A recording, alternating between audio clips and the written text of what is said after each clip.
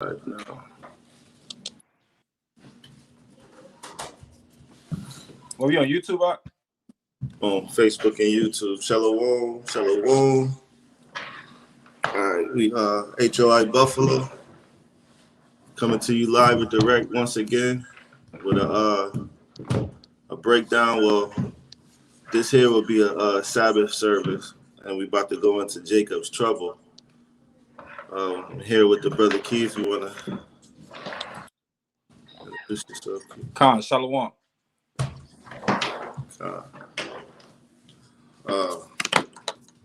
We're gonna get right into this thing, but before we do, we gotta give all honor and glory to the Heavenly Father, Yahweh, Ba'ashem Yahweh Shai, and salutations to the brothers and sisters, right? That labor in this thing week in and week out. That's sincere, right?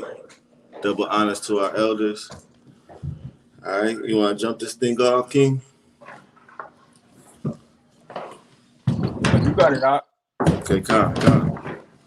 All right, so I'm gonna go into the book of 2 Corinthians. Jump this thing off, man. We're entering into a time of Jacob's trouble. Last night we had Satan in the flesh at camp, man. Satan in the flesh came and visited us at camp. You know, he was saying, well, he said that World War III and New World Order was supposed to begin January 15th. So, you know, he said he was the old sir. He said, "I know who I am, man. I'm the serpent of the Bible." He probably not too far wrong. Yeah, he said, "I know who I am." He said, "You guys are the Israelites from the tribe of Judah." He was saying anything, but you know, his words were smoother than butter. I don't know if you checked it out, but you know, Esau kind of know who he is in these last days, man. But Damn, he said January 15, damn. 1 Corinthians chapter 10, verse 3. For though we walk in the flesh, we do not war against the flesh. For the weapons of our warfare are not carnal, but mighty through Yahweh in the pulling down of strongholds. So this is our weapon here, man. This spiritual, you know, these spiritual words, man, and us being in this truth, right? This is what's gonna protect us in a time of trouble. For as the scriptures say, wisdom shall be the stability of thy times. So all hell's getting ready to break loose, man, and we on our way to Jacob's trouble. As we see, we going through a food shortage. As we mentioned before, we got you know, them ships that's surrounding the U.S. border. Of course, the jab. You know, a financial collapse happening before our eyes. So America's getting hit from all angles of the board, man. And really what that's about to lead into is to Jacob's trouble, man. You know, Esau got plans to attack Jake when all hell break loose. When America's at its bottom, Esau has already planned how he's going to conduct himself or deal with you know, the Israelite men, especially the ones that know this gospel and this truth has been revealed to. You know, for the Lord's sake, some of us gonna be martyrs and die for this thing, or even be delivered up to their synagogues. And brothers is preparing their soul for that, man. Right? So I got one more precept. This is 1 Timothy chapter 1, verse 18. Shalakia. 1 Timothy chapter 1, verse 18. This charge I commit unto thee, son of Timothy, according to the prophecies which went before on thee, that thou by them mightiest war a good warfare, holding faith and good conscience. So this is how we gonna fight our mightiest. This is how we gonna fight mighty in the war, by holding on to faith and having a good conscience, right? Which some, having put away concerning faith, have made shipwreck. So a lot of our men, they're not going to be able to maintain in a time of trouble, man, because they're not going to be grounded in this truth. But through faith and good conscience, what do I mean by good conscience? Wearing out this Bible, being aware, watching, going over the precepts, learning this wisdom, knowledge, and understanding, the Lord is going to protect us, man. Right? But those that stray away from the faith and have put their trust in man, they have caused shipwreck, man. Right? So I'm gonna go into the book of Philippians real quick. It's the book of Philippians, chapter 1, verse 29, and it reads, "For unto you it is given in the behalf of Christ, not only to believe on him, but also to suffer for his sake."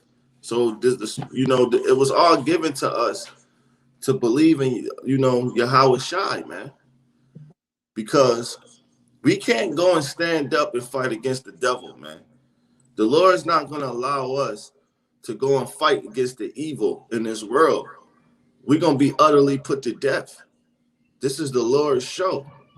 So we're going to have to suffer and do as he commanded us to do, just to prove that his power is real. Because if we just go and take on the government like Nat Turner did, or any other group of men that rose up and tried to rebel, which was put to death, that wouldn't allow the power. That wouldn't allow Yahweh to show his power. Yahweh is going to show his power by us following his instructions, repenting and being patient and suffering. So then he going to put his power in us, and we're going to be able to stand up against the wells of the devil. But first, we got to go through great tribulation and be refined, right? So let me get that real quick. This is Isaiah chapter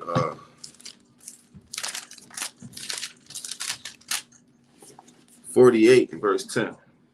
"Behold, I have refined thee, but not with silver.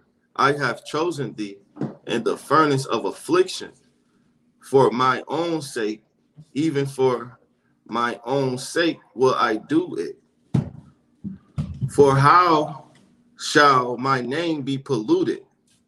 And I will not give my glory unto another. Hearken unto me, O Jacob and Israel, my called.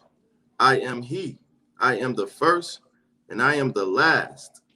You see that? So we're going to be refined through going through the afflictions, going through this trauma, man, going through Jacob's trouble, right? And we can't escape it on our own, because then his name will be polluted and it will make prophecy not real. So we got to go through all of this just to show his glory, man, just to show that he the one that's in charge. He running the show, right? So with that, I'm going to yield.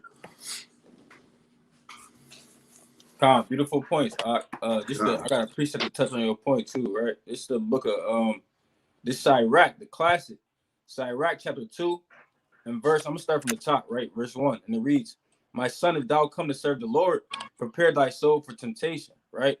And it says, "Set thy heart aright and constantly endure, and make not haste in a time of trouble."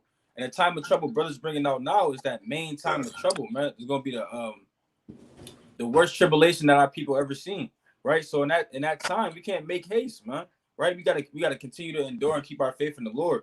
And it says, "Cleave unto him and depart not away, that thou mayest be increased at thy last end." And that's the way we gonna be heirs with Yahweh Shai. We're gonna inherit the kingdom of heaven if we cleave unto the Lord in that day, man, and depart not away, man. Right? In that day, when we're going through tribulation, we can't deny the faith, man. Right? Esau might come into us and be like, eat this pork or something, you know what I'm saying? Eat this pork and deny the faith, or I'm gonna put you to death. And some brothers might be like, man, I'm gonna eat it, man, just so I can stay alive, right? And it says, whatsoever is brought upon thee, take cheerfully, right? So we gotta take the tribulation cheerfully, man. We gotta take that time of trouble cheerfully, man. We gotta rejoice when we're counted shameful for the name of Yahushua. Let me get this quick precept real quick. I believe it's Salaki. It's Matthew chapter 5 and verse. I'm gonna get straight to the point, verse 40, and it says, and to him they agreed, and when they had called the apostles and beaten them, they commanded that they should not speak in the name of Yahushua and let them go. Right? So the apostles was beaten for preaching the gospel, man, preaching the name of the Lord. Right? And it says, and they departed from the presence of the council, rejoicing that they were counted worthy to suffer shame for his name. Right? And that's how we're gonna have to be in that name. I mean, Salaki, in that time, we're gonna have to rejoice that we were found worthy to suffer for the name of the Lord.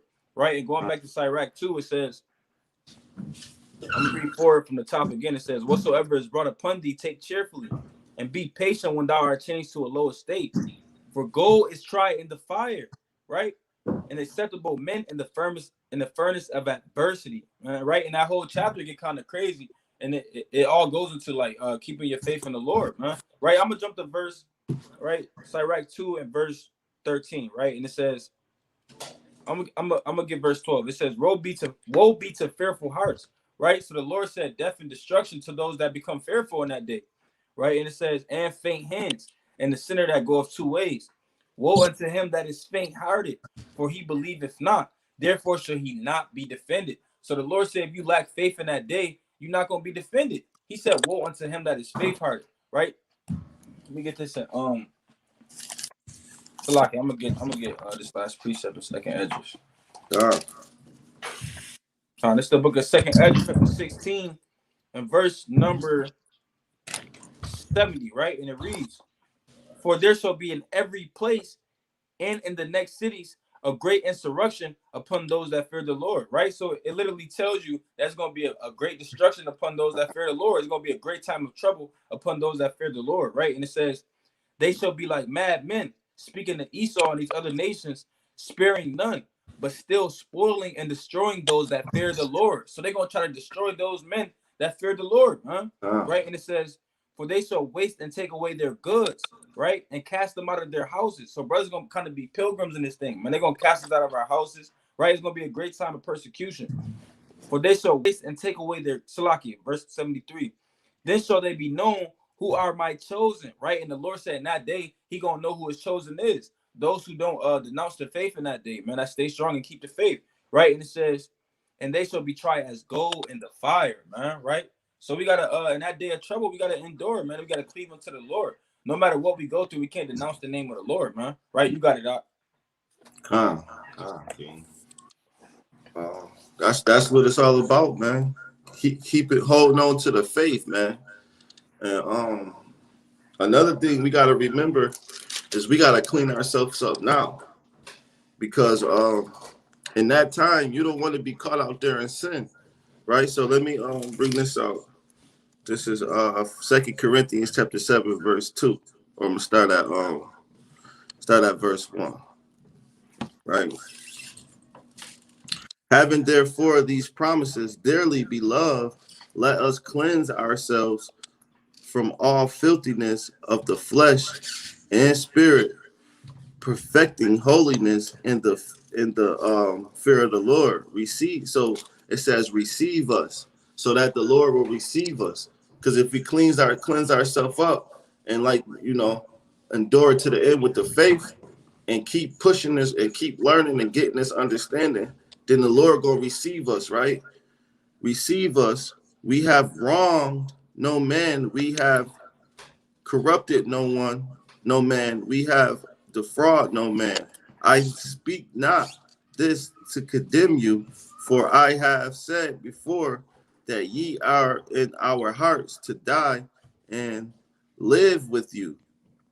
Right? So You don't want to have it in, because the Lord is going to send his angels to come and redeem, the Lord's elect. And that day, you want to make sure that your spirit is right, so you can get delivered along with that, man. So you can be a part of that number, right? So let's go to the book of Psalms, chapter 25. The book of Psalms, chapter 25, verse 15, and it reads, "My eyes are ever towards the Lord, for he shall pluck my feet out of the net." You see that? So we want to keep our eyes forever towards the Lord. So when all hell do break loose, right, the Lord will cover us with the angels and ultimately pluck our feet out the net, get us out of this situation. Verse 16, "Then turn thee unto me and have mercy upon me, for I am desolate and afflicted." So we got to go and pray to the Lord that he turn unto us and that he will have mercy on us, right? Because we're going to be desolate and afflicted. Verse 17, "The troubles of my heart are enlarged," right? "Oh, bring thou me out of my distress. Look upon my affliction and my pain and forgive all my sins." So it's very important that we do that now, that we asking for forgiveness and we acting in charity, because that's another way to reduce our sins also, right? That's a good way to show great faith. Going out doing the work, teaching your household, being a light, right? So verse 19, "Consider my enemies, for they are many, and they hate me with cruel hatred. I keep my soul and deliver me. Let me not be ashamed, for I put my trust in thee. Let integrity and uprightness preserve me." Let integrity, right? That means what? Keeping the commandments, man. By me following your instructions and me being upright, preserve me, for I wait on thee. So we don't take matters in our own hand. When all hell break loose, we're not about to go rebel against the government and get put the, and act the damn donkey, man. We're gonna keep our integrity. We're gonna live upright regardless of the situation or the lot that the Lord put us in, right? And we're gonna wait on the Lord, because verse 22 say, "Redeem Israel, O Lord, out of all his troubles." So the Lord gonna redeem Israel out of all of his troubles. All we gotta do is hold on, keep the faith, stay diligent in this thing, and understand that we about to be afflicted and we about to be refined through the fire for the Lord's sake, man. Right? So I'm gonna go to the book of Daniel real quick, chapter 12, verse 1.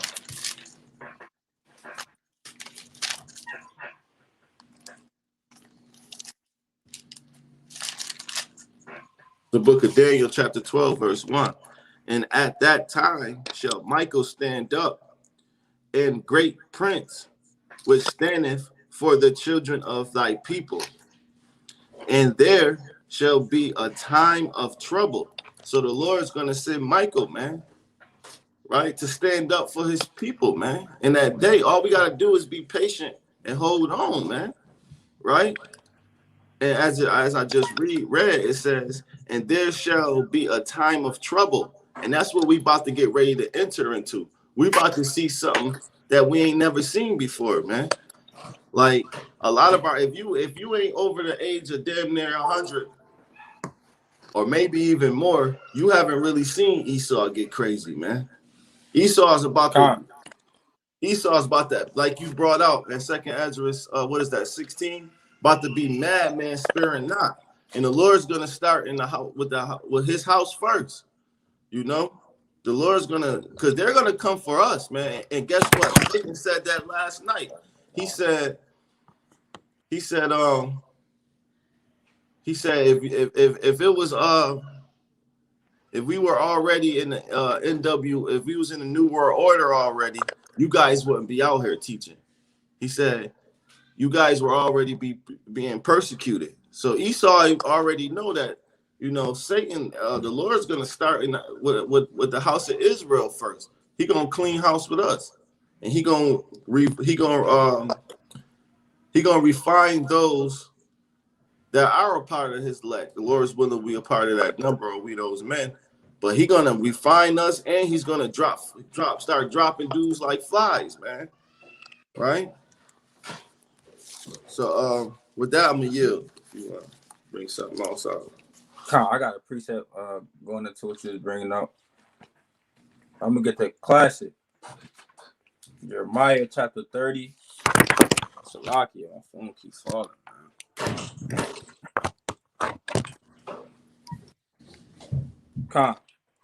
Jeremiah chapter 30 and verse 70, the classic, it reads, Alas, for that day is great, so that none is like it.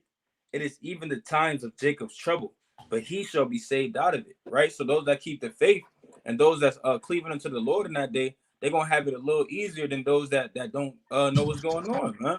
Right? So the Lord said he's going to be saved out of it. And I'm going to kind of get a couple examples of that. All right, so this is the book of Salaki. I'm going to get this verse in Isaiah. It's the book of Isaiah, chapter 65 and verse 13, right? And it reads, Therefore, thus saith the Lord God, Behold, my servants shall eat, but ye shall be hungry, right? So in that day, the servants of the Lord, they're going to eat, man, right? And those that kind of ain't call on the name of the Lord, they're going to be hungry in that day. And it says, Behold, my servants shall drink, but ye shall be thirsty. Behold, my servants shall rejoice, but ye shall be ashamed. So we're going to rejoice in that day, man. We're going to rejoice that the Lord is dealing with Babylon, right? We're going to rejoice that we know through the prophecies that this country is going to be falling down, man, right? We're going to rejoice that we were being beaten and we're being persecuted for the name of the Lord, just like our forefathers did in the book of Acts, right? And it says, Behold, my servants shall sing for joy of heart, but ye shall cry for sorrow of heart. And brothers and sisters are going to be crying that day, man, because they wasn't in the scriptures. They ain't calling upon the name of the Lord when they had a tent. So they're gonna be shameful. They're gonna be walking around with their head down. They're gonna be crying, man. Right? Their kids can't eat, man. Right?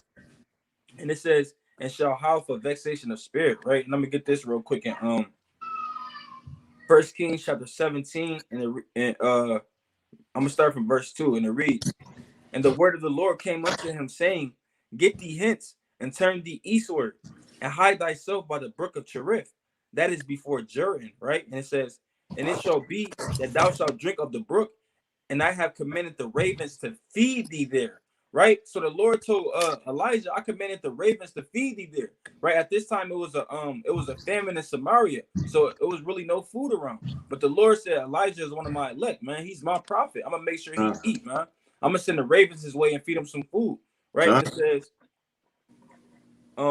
so he went and did according to the word of the Lord, for he went and dwelt by the brook of Cherith, that is before Jordan, right? And it says, and the ravens brought him bread and flesh in the morning, and bread and flesh in the evening, and he drank of the brook, right? So Elijah was eating and drinking in a time of famine, man, right? While everybody else was kind of walking around, kind of not knowing what's going on, them dying to this famine. The Lord sent birds to feed Elijah, man, right? And Lord willing, like the brother said, if we part of that number, if we part of the Lord's elect or the Lord's 1/3, man, he gonna be feeding us in that day too, man. Right? Now I got one more. Acts.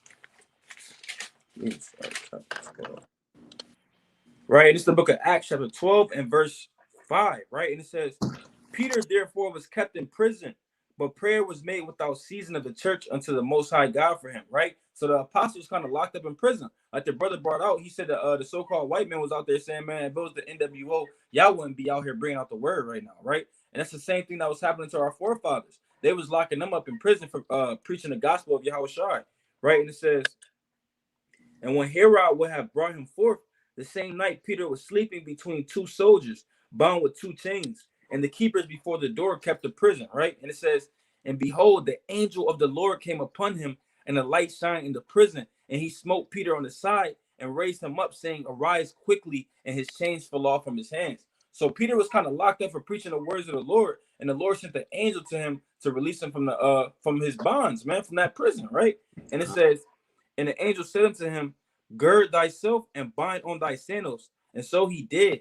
And he said unto him, cast thy garment about thee and follow me, right? And he went out and followed him, and wist it not that it was true, which was done by the angel, but thought he saw a vision. So Peter, he ain't know what was going on. He said, Peter kind of thought he was dreaming, man. He thought he fell asleep and kind of was dreaming, but the Lord sent the angel to deliver him from bondage, man, from being locked up in prison, man. Right? You got it out. God, that's a beautiful point, King. I'm going to the book of John, chapter 16, verse 33. These things I have spoken unto you, that in me ye might have peace. So you see that, like the brother was just going there. Even though those brothers was about to, the brothers got put in sticky situations, they ended up still having peace because they kept their faith, man. No matter what element the devil will cast in front of you, long as you keep the faith, the Lord ain't gonna allow you to be confounded, right?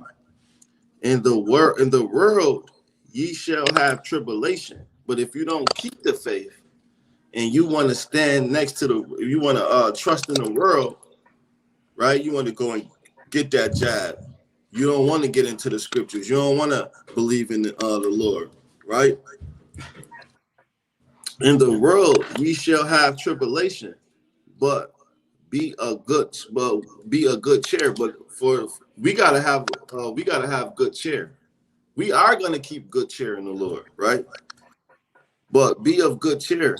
I have overcome the world. So we're gonna overcome the world. But the ones that don't want to overcome the world, they're gonna get that tribulation, man. Like you brought out the in the other, what was that? First Kings about them eating the dung or the head of the what was that, the pigeon? Oh, about the famine. Yeah. So when all hell break loose, right, we gonna be eating deliciously, man. Lord's willing, we a part of that number. Everybody else, man, they gonna be scrapping around here, man. They gonna be eating dung, man, birds dung, man.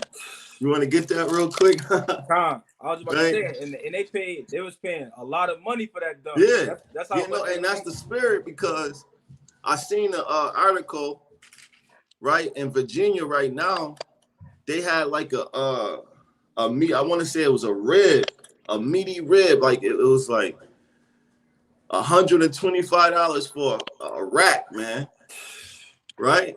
And they had like a steak for like $75, man. It was like 4 steaks on there, man. Yeah, that's crazy.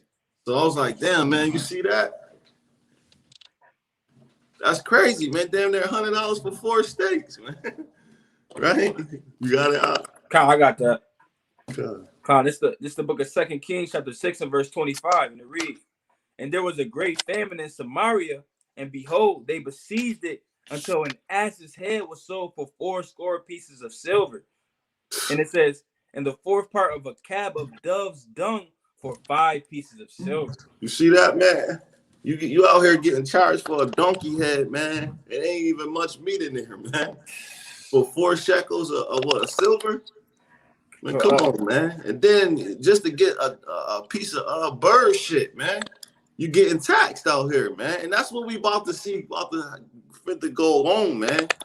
And that's why we're gonna be able to. Hey, man, the scripture said when you should mourn, the saints shall rejoice. We're gonna be laughing, man.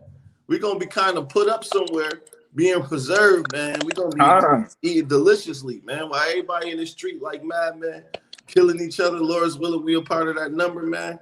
We're gonna be chilling, man. You know, the Lord's portion is gonna eat, man. Right? Let me go into where my apocrypha. Yeah, so let's go into the second Ezra 16, man.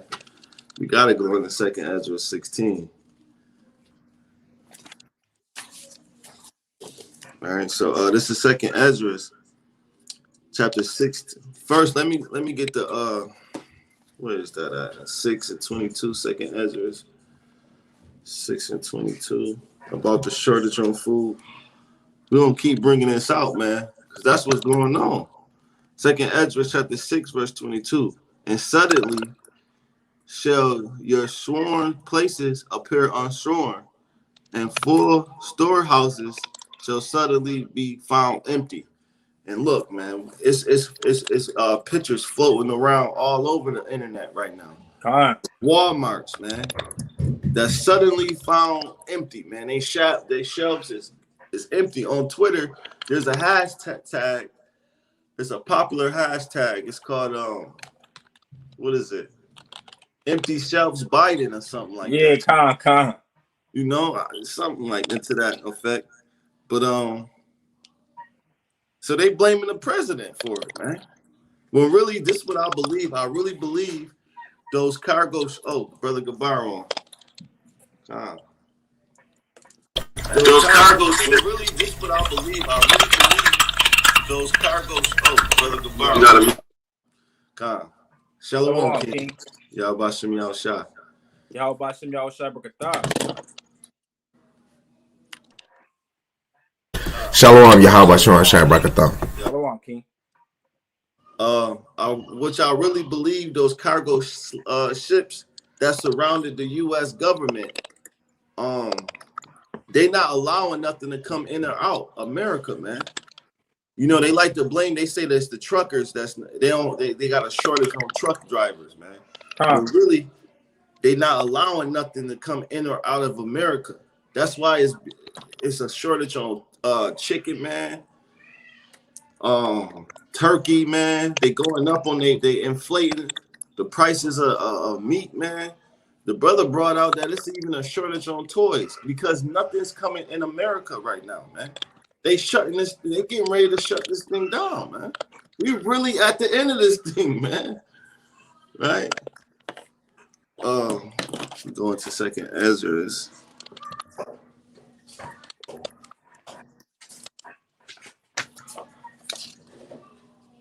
I'm gonna go to second Ezra chapter 8 and the lock here. Not 8. Where is that precept?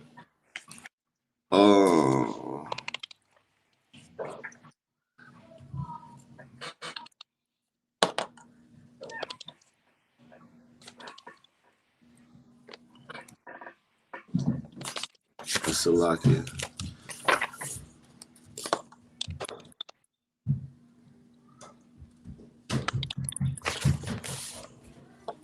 All right, so second Ezra chapter 15, right? And verse 8. I will hold my tongue no more as touching their wickedness. Hey, man, you know, we gotta bring out this gospel, man. We can't be afraid to talk about Jacob's trouble. A lot of camps, they don't like to go into Jacob's trouble, man. You know, they never touch Jacob's trouble. But we can't be afraid of that. We got to bring it out, man. Thus saith the Lord, man. Right? Which they profanely commit. Neither will I suffer them in those things in which they wickedness exercise themselves. So we ain't going to be afraid to tell a devil he a devil to his face. We ain't going to be afraid to straighten out our brothers. You know? That's going upstairs, man. Go upstairs. Okay, going upstairs, man. That's the lock in. We ain't gonna be afraid to let our brothers know right from wrong, man. And to read on. Behold, the innocence and righteous blood crieth unto me, and the souls of the just complain continually, man. And hey, we go out in the highways and byways and we cry into the Lord, man. We sign, mourn, and cry, man. Right? And we warn our people about Jacob's trouble. We let them know that all hell is about to break loose. We prophesy against Mount Seir, right? We let our brothers know that we repent and stray away from sin, man. Verse 9. And therefore, thus saith the Lord, I will surely avenge them. So the Lord is going to avenge those men that do so. You got a little feedback. In the time of their trouble, huh? Salakia. It's like a crackling sound. It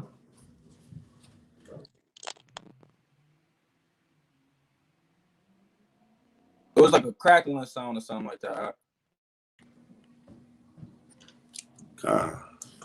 It's Satan, man. Satan. Right. All right, so verse 10. And therefore, thus saith the Lord, I will surely avenge them and receive unto me all the innocent. It's doing it again? Yeah, Gabar, you hear that, right? Or it ain't just me, right?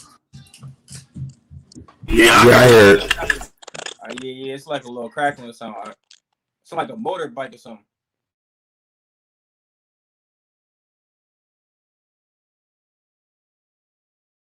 Be my mic.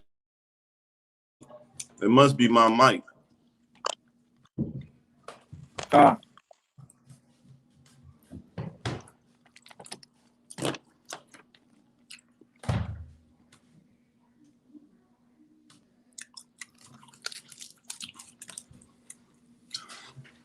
Satan be working, man.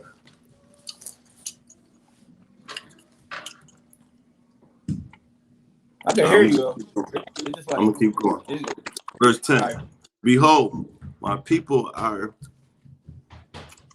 led. Ooh, this candy sour. My people are Salakia. Behold, my people is led as a flock to the slaughter. And the people, man, they led as a flock to the slaughter. Why? Because they put their trust in the world. And since they put their trust in the world, they got to deal with the price inflation, man. They got to deal with the jab. They got to deal with all the iniquities of the world that's about to be casted on to this place, man. I mean, not the iniquity, all the tribulation that's about to come upon this place, man. With that, I'm gonna yield if a brother wanna make something out. I got a precept. Salakia real quick. Salakia real quick. Let me jump down to verse 16 real quick. For there shall be sedition among men. Did you bring this out? What second? 16 and 16? 15, 16. Oh, la. It says, for there shall be sedition among men and invading one another. They shall not regard their kings nor princes, and the course of their actions shall stand in their power. So, man, it's going to be sedition among men. All you're going to see is robbery increase. All you're going to see is rape increase. All you fit to see is murder increase. So, Lakia, after this, you might want to try to leave and come back. It sounds good. With that, I'm about to leave real quick. You got it. This is the book of 2nd Ezra chapter 7 and verse 56, and it reads, I'm going to start from 57, and it reads, then answered he me and said, this is the condition of the battle. So like the brothers, what we going into as far as Jacob's trouble and these the time of tribulation for our people, it's the condition of the battle, man. We also have already been preparing for this thing, man, for that fifth seal to kind of crack, right? And it says, which man that is born upon the earth shall fight, that if he be overcome, he shall suffer as thou hast said. But if he get the victory, he shall receive the thing that I say. And if we kind of persevere and stay strong in the midst of trouble, man, in the midst of the tribulation, in the midst of Jacob's trouble, we're going to inherit the kingdom of heaven, right? And I'm going to stay in the same chapter, 2nd Ezra 7, and we're going to get verse 6, and it reads, there is also another thing. A city is builded and set upon a broad field, and is full of all good things. So this city that is built and set upon a broad field and full of good things is going into the kingdom of heaven, right? And it says, the entrance thereof is narrow, right? So it's a narrow path to the kingdom, man. Like, it's not going to be easy to make it to the kingdom. That's why the Lord got to try us through the furnace, like gold in the fire, man.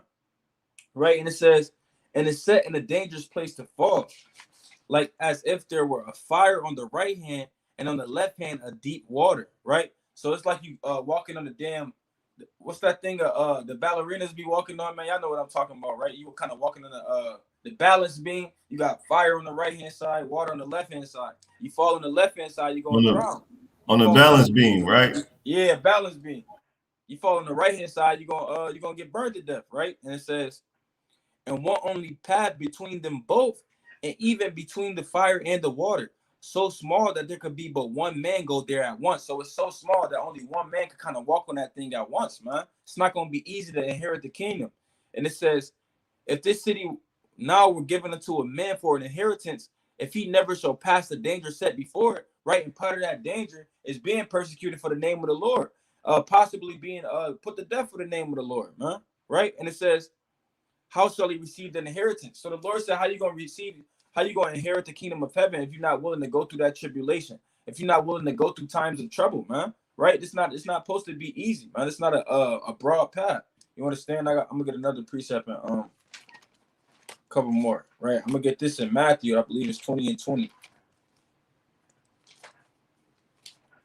So it's the book of Matthew, chapter 20 and verse 20, and it reads, then came to him the mother of the Zebedees, children with her sons, worshiping him and desiring a certain thing of him, right? So you had James and John Zebedee, their mother, coming to Yahushua, and they asked him this, right? And it reads, and he said unto her, what wilt thou? She said unto him, grant that these my two sons may sit, the one on the right hand and the other on the left in thy kingdom. So she kind of asked Yahushua, man, I want one of my sons to sit on your right hand in the kingdom, and I want the other one to sit on the left, man, right? And it says, but Yahushua answered and said, ye know not what ye ask. Are you able to drink of the cup that I shall drink of? So he kind of asked their mom, like, is y'all ready to drink of this cup that I'm gonna drink of, man? Y'all ready to be persecuted for my name? Y'all ready to be put to death like I am, right? And it says, and to be baptized with the baptism that I am baptized with, right? He's speaking of that fire, man, going through that tribulation, right? And it says, they say unto him, we are able, right? So you had James and John, they said we are able to persevere through this thing to inherit the kingdom, right? So check this out. Get one more precept. So this is the book of Acts, chapter 12 and verse number 1, and it reads, now about that time, Herod the king stretched forth his hands to vex certain of the church, Salaki of the church, and he killed James, the brother of John, with the sword.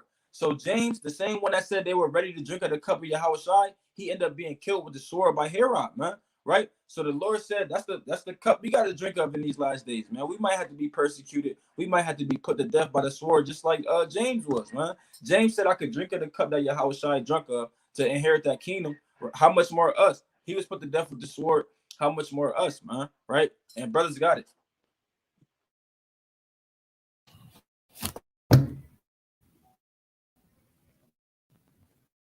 You got it, Doc. You got it, Doc. Okay. So yo, man, that's powerful about going into James. I'm gonna go into James 1 and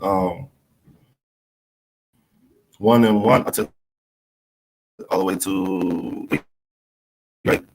This is James, a servant of the Yahweh and of the Lord Yahushua,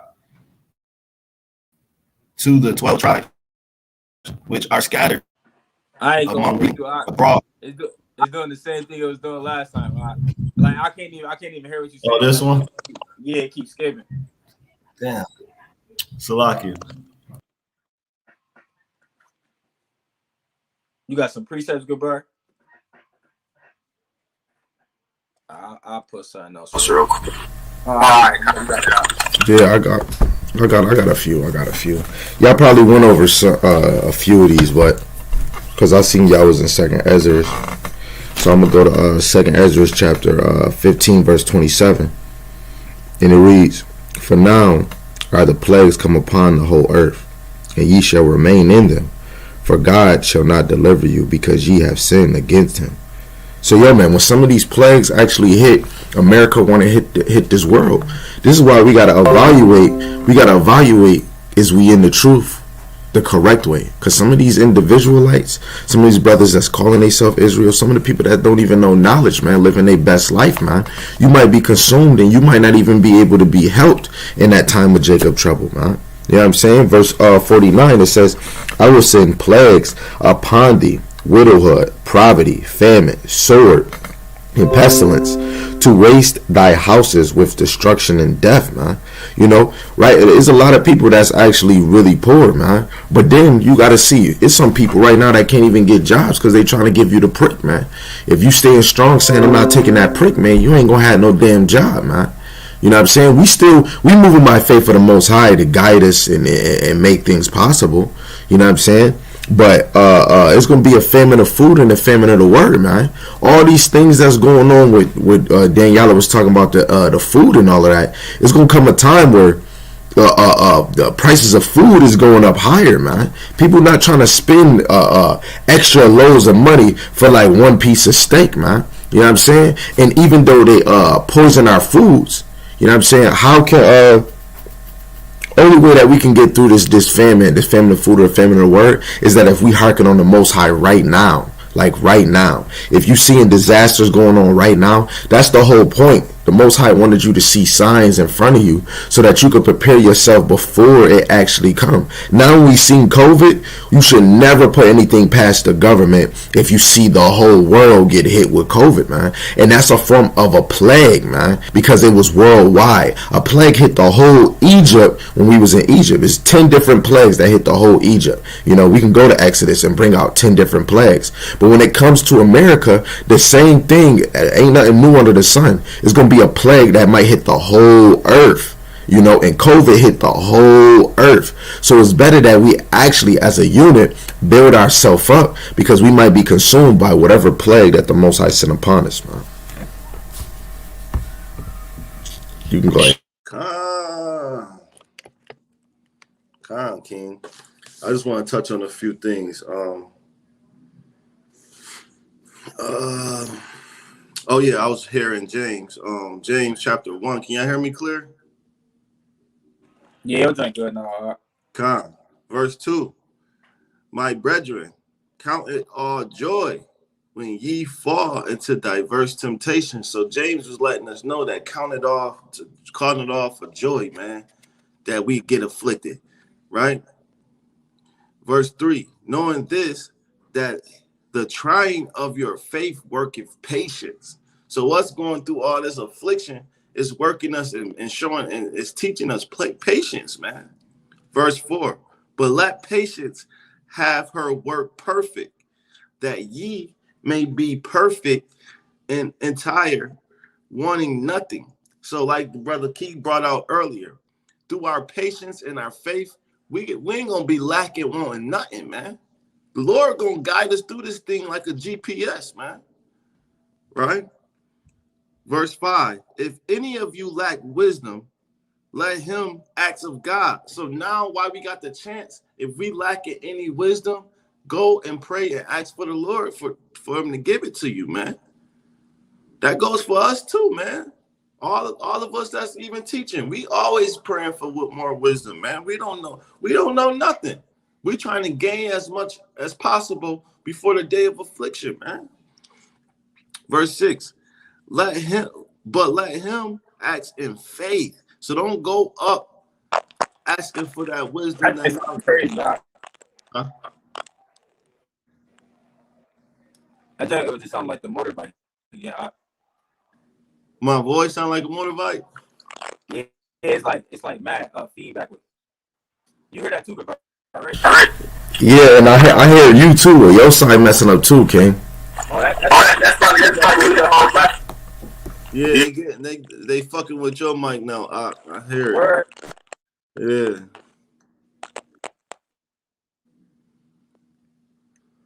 We even come back and see what happens. How I sound, Gabar? You might be the only one clear. You sound good, King. Okay. So verse 6. But let him that acts in faith nothing wavering. For he that wavereth is like a wave of the sea, driven with the wind and tossed. So when you go and ask for this faith, and you ask for forgiveness and deliverance, right? Do Jacob's trouble.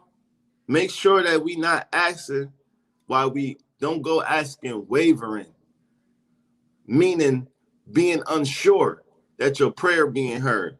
You got to be fiery, man. You got to know that the Lord hearing your prayer, man. Right? You got to know that Yahweh Bashem Yahushai is going to protect you, man. Right? Yo, my J still sound crazy. Nah, you sound good, King. I just left the studio and came back. God, yeah, you good. Verse 7. For let not that man think that he shall receive anything of the Lord. So if you go to the Lord and you wavering in your prayer, you unsure, you're not really confident, and you lacking faith, you're not going to receive anything. You got to be fervent. You got to be fiery, man. You got to be, you got to know for sure that the Lord is getting ready to answer your prayer, man, especially in the time of Jacob trouble. We got to make sure we remember that, man.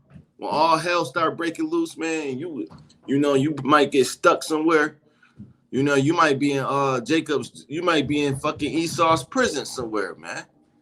Or you may be caught somewhere out in a field somewhere with your hand cut off, man. Oh, that thing sounded crazy, y'all.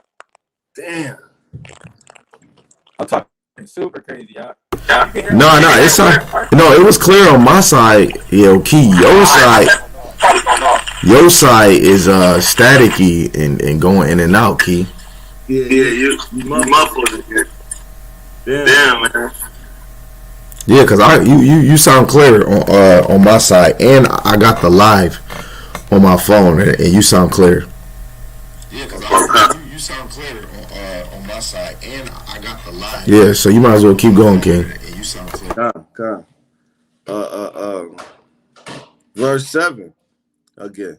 For let not that man that think that he shall receive anything of the Lord. So if you go into the Lord, like I was saying, and your prayers is wavered, right? The Lord not going to deal with that. The Lord wants the confident. The Lord going to preserve those that really believe in him wholeheartedly, man. Right? This is verse 8. A double-minded man is unstable in all of his ways. So if you double-minded, man, in one moment you feel like, man, I don't know if God gonna deliver me, man. And then in the next thing, I know how Shai got me. Nah, man. You gotta know for sure. It ain't gonna be no being double-minded, man, in that day, man. You gotta be sure, man. You gotta know, yeah, my fingers may be cut off. I might not have one. I might have just one arm, goddammit. Or I might be stuck in goddamn Jacob's trouble. He might cut my loins off, man. But I know how it's Yahweh. This is my lot, man. Yahweh Shai has afflicted me for this is what I'm supposed to go through. I know, Yahweh, you got to be confident that no matter what you're going through, that Yahweh Shai gonna deliver you, man. Right? Let's jump down to verse 12. Blessed is the man that endureth temptation, man. For when he is tried, he shall receive the crown of life, man. So blessed is the man that's going to endure all that affliction, all that temptation, man. That's going to try to, that's down and ready to suffer for Yahweh Shai's sake, man. Right? Because of that, the Lord said that you're going to receive the crown of life, man. Which ultimately is the kingdom of heaven, man. And all the pleasures of it, man. Right? So, which the Lord has can promised to them that love him. And the Lord already promised that we'll receive those things if we show that we love him and we keep his faith. And that's, as we know, that's keeping the commandments and putting, wholeheartedly believing in the Hamashiach. Man. Verse 13.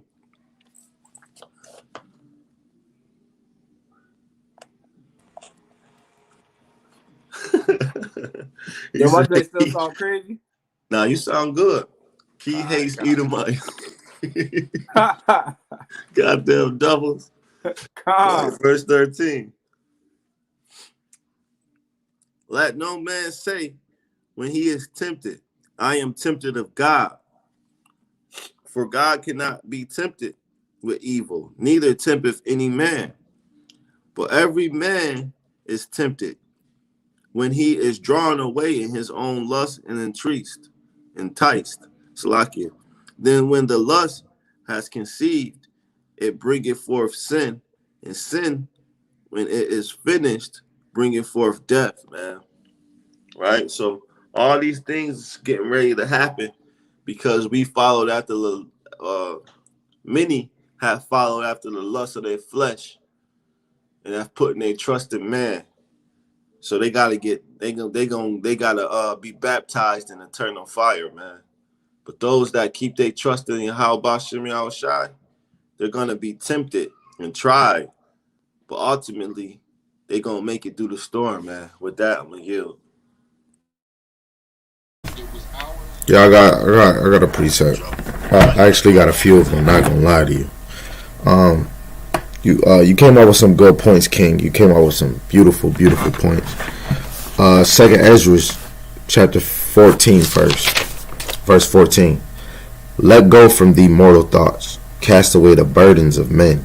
Put off now the weak nature. So, first of all, we got to take off these mortal thoughts, because when you actually read these scriptures and then you evaluate how we was living in the world, anybody that's in the truth or that's not in the truth, we constantly moving like mortals and enjoying our damn self. We got to take that mortal thought out, like, because niggas haven't really been spiritual, man.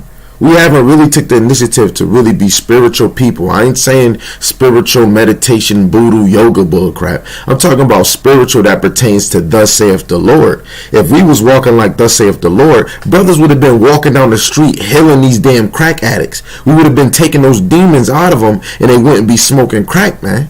Because I bet you if Paul and them was here, half of these fiends, man, they would have took that damn demon out of them, man.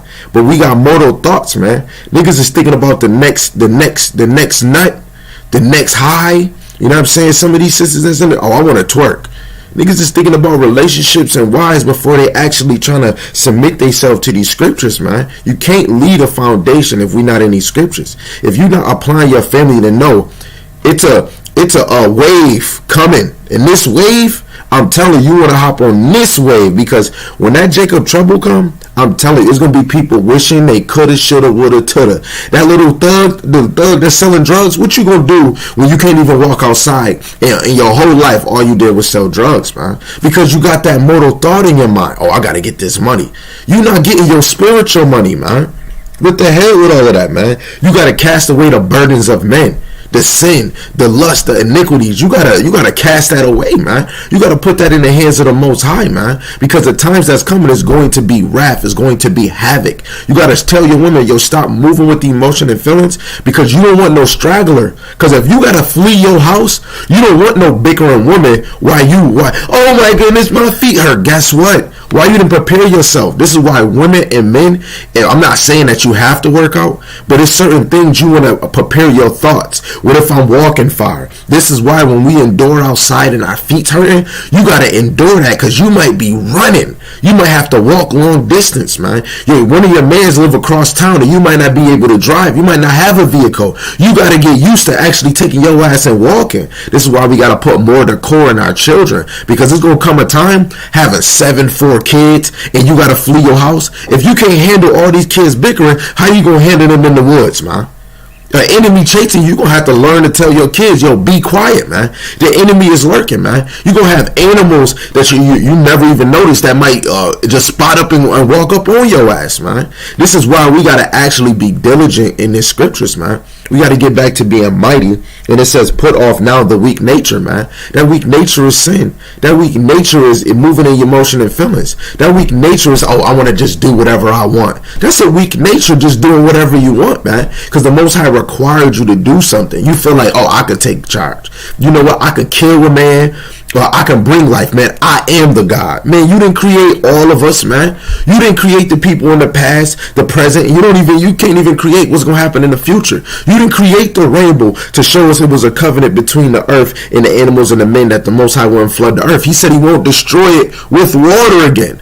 So what's next, man? You should be preparing yourself to what's coming next, man. Ain't no roses and lilies about to be on the ground when Yahweh Shai come, or when these prophecies, these veils get revealed with nation against nation. What you think is gonna happen? You think the army and the government America is gonna give you a pat on the back? Oh, you been a good American. Oh, you a Hebrew Israelite? You think they just gonna pat you on the back and say good job, man?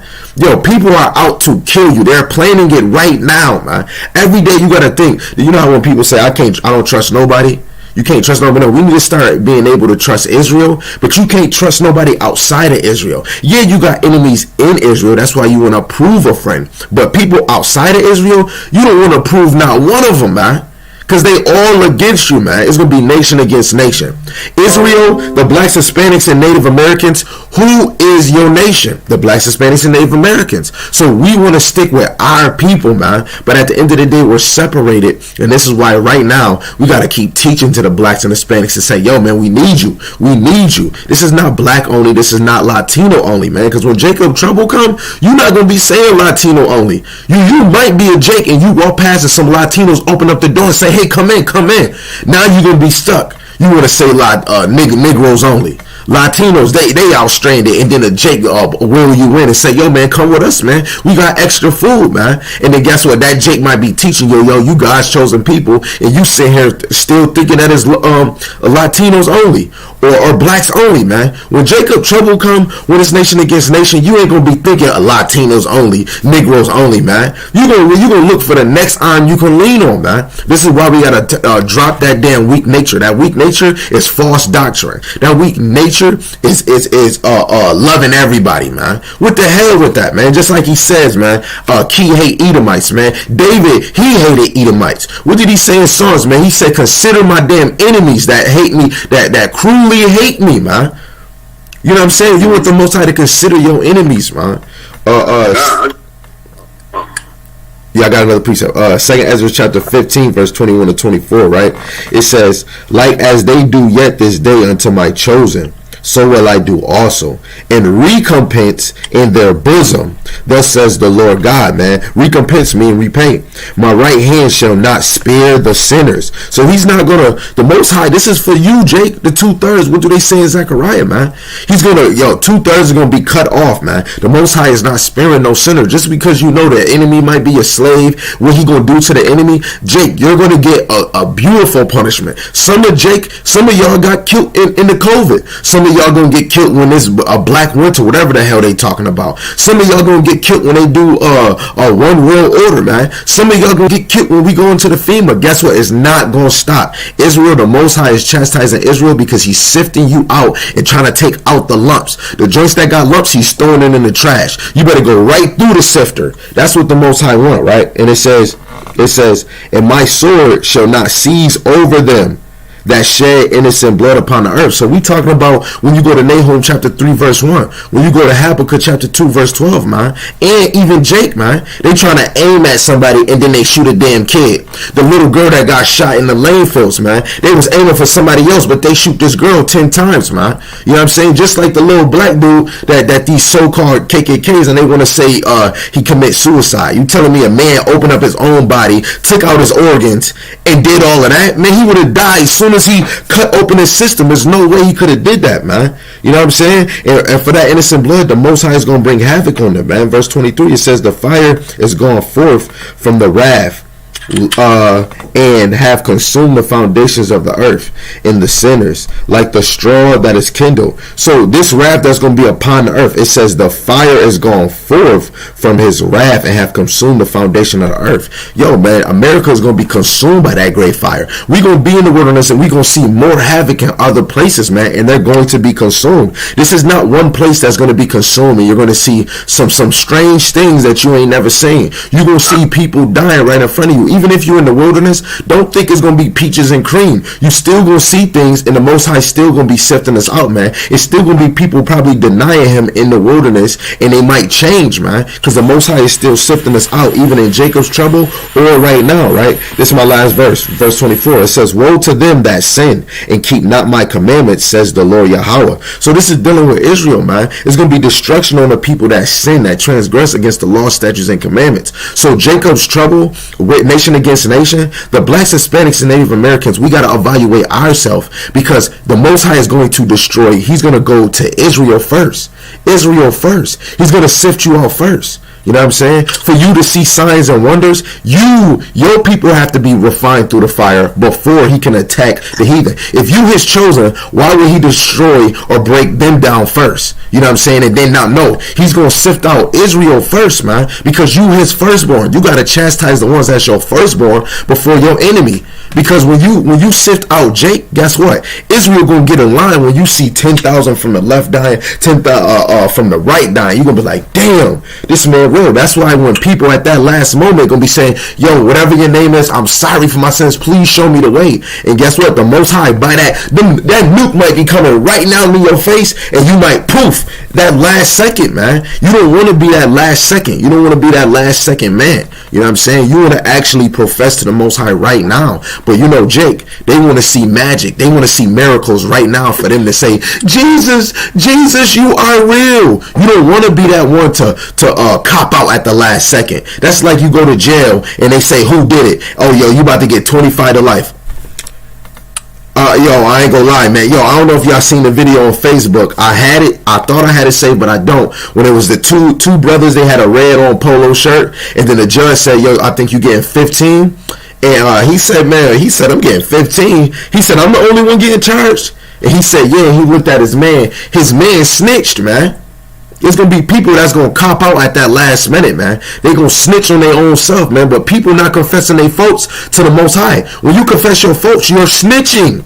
You're snitching on yourself when you confess your faults to your brothers. You snitching on yourself when you tell the Most High, I'm a sinner, man. I've been lusting. I've been masturbating. Yo, man, I'm a little weak. I might go smoke weed. Yo, Most High, man, I got a little coke fetish. Yo, Most High, man, I can't deal with being broke. I got to go sell drugs. I've been selling drugs to my people. Yo, Most High, man, I like men. Yo, you got to confess your faults to the Most High, man. You got to snitch on yourself. Snitch on Israel when you say, yo, Most High, man, yo, this prayer is going out for the whole Israel. We got hoodlums, we got whores, we got women that want to look like Esau. You want to snitch on Israel because you want the Most High to come and sift us out, man. You want the Most High to pick and choose the right ones that's actually submissive to his ways, man. And it's going to be those same ones that snitch at the last minute. Those ones might serve the Most High better than the ones that's actually in the truth right now, man. You know what I'm saying? You never know. But I in my case, family. Calm. I got a precept. It's the book of Acts chapter 21 and verse 13, right? And it reads, then Paul answered, what mean ye to weep and to break my heart, right?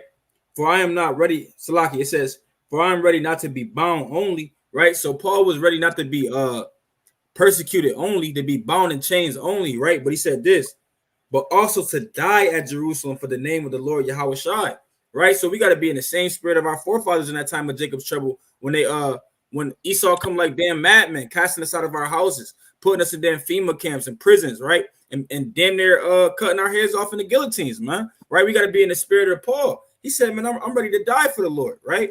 Get another one real quick. God. Right, and it's the book of, let me see, this is what I want. This Acts chapter 7 and verse 54, and it reads, when they heard these things, they were cut to the heart, and they gnashed on him with their teeth, right? So this going into Stephen when he was about to be put to death and stoned for the name of the Lord, right? For the testimony he gave of the Lord, right? And it says, but he being full of the Holy Spirit looked up steadfastly into heaven and saw the glory of the Most High God and Yahweh Shai standing on the right hand of the Most High God. So on that day, it's no telling what spirit the Lord will put over you in that day, man. Right now, you might think, man, that's crazy, man, to have to be crucified upside down, crucified like Yahweh Shai was crucified. But in that day, it's no telling what kind of spirit the Lord could put on you. It might feel good every time damn Esau hit you on the back with a whip or something, man. Every time he kind of stab you in your damn gut. It might feel good in that day, man, right? Stephen said he seen Yahushua in the heavens right before he got stoned. The Lord put the spirit on him to see the Most High God sitting on the throne and Yahushua on his right-hand side, man. Right? And if I can share this screen real quick, I'm going to show something real quick. See if this works. Share screen. Share screen. What you trying to get? I might be able to do it. It should let me. I'm not tweaking. Let me see. I never tried that before. Tell me if y'all see it.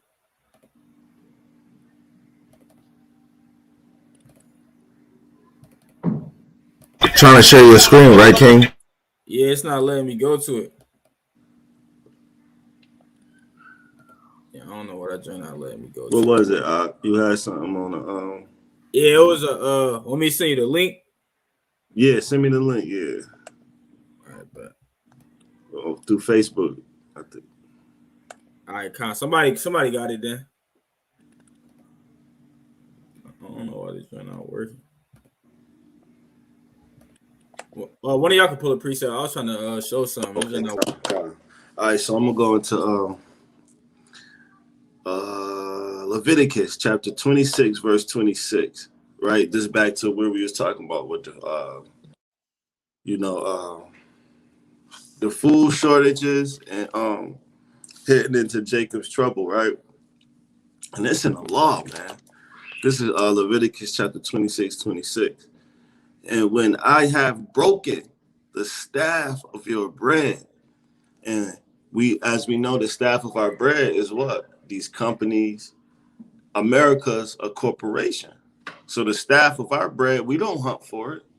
We don't go and get it on our own. So the government pretty much is controlling the staff of our bread. It reads, 10 women shall break your bread in one oven. So in that day, 10 women is going to bake your bread in one oven, man. Once he break the staff of the bread of America. And we see that happening now. Inflation on the prices, a shortage on food, nothing leaving out, nothing coming in, right? 10 women shall bake your bread in the oven, but here's the catch. And they shall deliver you your bread again by weight, and ye shall eat and not be satisfied. You see that? Verse 27. And if ye will not for all, if ye will not for all this hearken unto me, but walk contrary to me, then I will walk contrary to you, also in fury. And I, even I, will chastise you 7 times for your sins. So the Lord is getting ready to, man, if you walk in contrary to the Lord, like what Gabar was bringing out, the Lord gonna walk contrary to you, man. If you ain't trying to get into this, like he was saying, if you ain't hearkening and I can't hear you, King. I think you were saying something. Goodbye.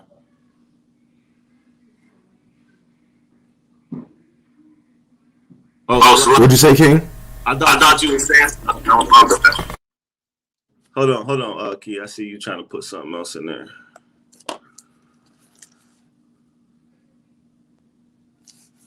All right, Kanye, that's what I wanted to do. You still got it, though. I was just trying to add that in there real quick. There you go. So yeah, like if you walking contrary to the Lord in the day of a trouble, man, the Lord gonna walk contrary to you, man. And he said he gonna deal with you with his fury and chastise you 7 times for your sins, man. So that's a good example that we shouldn't be putting our trust in man, because a lot of times men deal with sin. America is dealing with sin. Everything America tells you to do is contrary to the law of the Lord. Like they said that jab had pig DNA in it, man. So hey, you putting that in your body, you actually putting pork in your, that's a sin, man. right? I'm gonna read on to 29. And ye shall eat the flesh of your sons, and the flesh of your daughters you shall eat. Salakia. Brother Gabar brought that point out too. How you, if you frustrated right now, you got damn 6, 7 kids, and you can't control them being loud and annoying. Now, when all hell break loose, what the hell you gonna do in the wilderness? A lot of our people gonna get desperate, man, and they say that they gonna eat the flesh of their kids and their daughters, man. And I will destroy your high places and cut down the images and cast out the carcass upon the carcass of your idols. And my soul shall abhor you. Right? Verse 31. And I will make your cities waste. Like you seen in I Am Legend, man. They show you in these movies. In I Am Legend, you see Will Smith. He's in a city where it's wasted, man. He damn talking to a mannequin, man. Right?